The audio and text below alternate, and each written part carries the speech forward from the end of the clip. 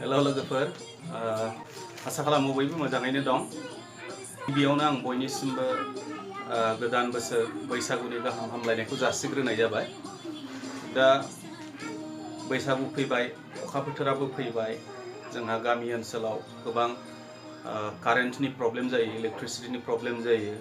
दा एखनब्ला बोसोराव मा जायो, ट्रान्सफर्मारखौ जोङो मोननो हाया जायो, मानोना अखा खोरोमनाय गावनायनि जाउनाव ट्रान्सफर्मारा डेमेज जायो।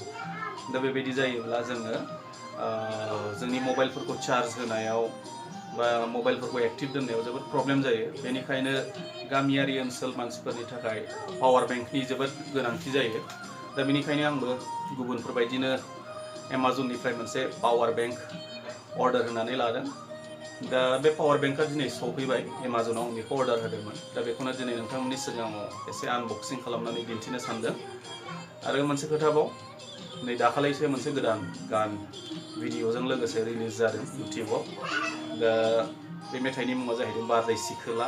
मेथाइखौ रोजाबदों नितामनि आरो डिरेक्सनाव सोर सोर दं बेखौ मिथिला। आरो स्टार कास्ट हिसाबै दङ सिद्धार्थ बर' आरो दीपिका। जोबोद मोजां जादों, बयबो बेखौ इउटिउबाव नाय आरो लाइक खालाम आरो बिथांमोननि चेनेलखौ एसे साबस्क्राइब खालाम।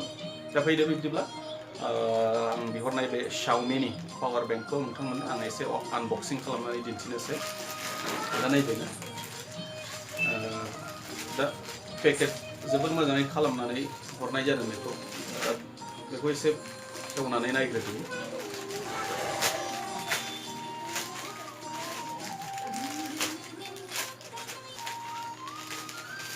बेनो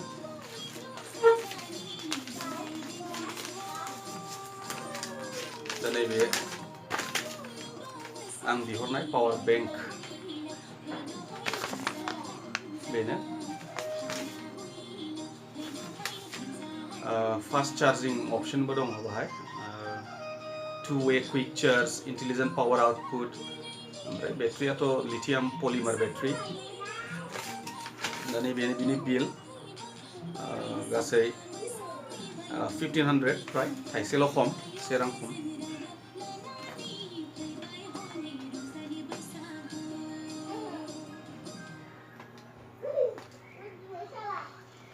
पेकेटआ खोब एट्राक्टिभ।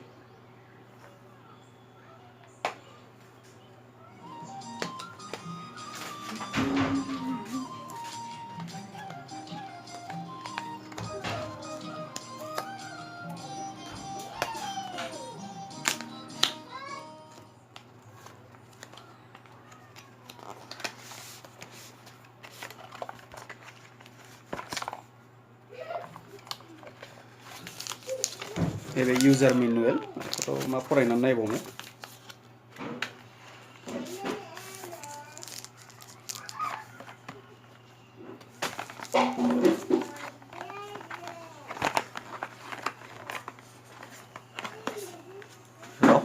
दोंसे गोदान मेथाइ होग्रोबावनि कम्पिउटारावहाय।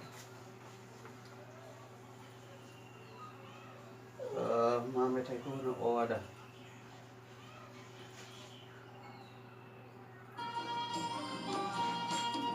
सुलेखा आरो बिग्रायनि गोदान मेथाइ, बैसागु मेथाइ, जोबोद मोजां बेबो। आंनि साननाय बायदिब्ला बे बोसोराव बे मेथाइयानो साबसिन जादों जानो हागौ बैसागु मेथाइफोरनि गेजेराव। दा नैबे पेकेट सिङावहाय USB बेखौ मोनफानाय जादों। दा नैबे प्लास्टिक सिङावहायनो दङ नैबे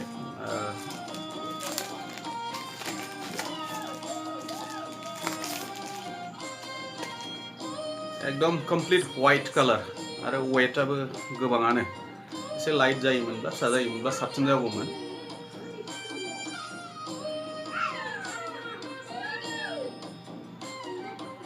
$20,000 mAh, दा बिनि गेजेराव जोङो 13,000 mAh खौल' बाव बाहायनो हागोन।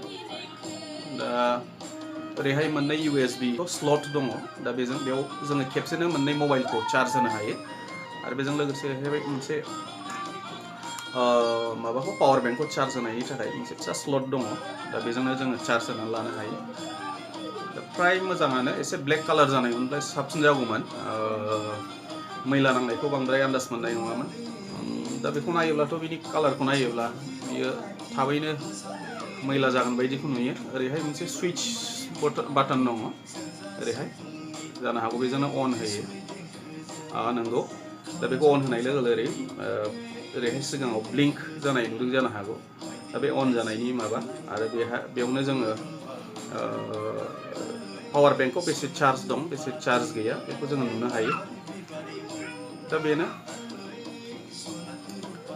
1500 टाकानि पावार बेंक हिसाबै मोजाङानो फ्राय नोंथांमोनाबो बिहरनानै लानो हागोन आरो दैज्लां बोथोराव इलेक्ट्रिसिटि प्रब्लेम जायोब्ला न'फ्राव गामिफ्राव दा बिनि प्रब्लेमखौ सल्भ खालामनानै लानो हागोन दा बेखिनिया गोजोन्थों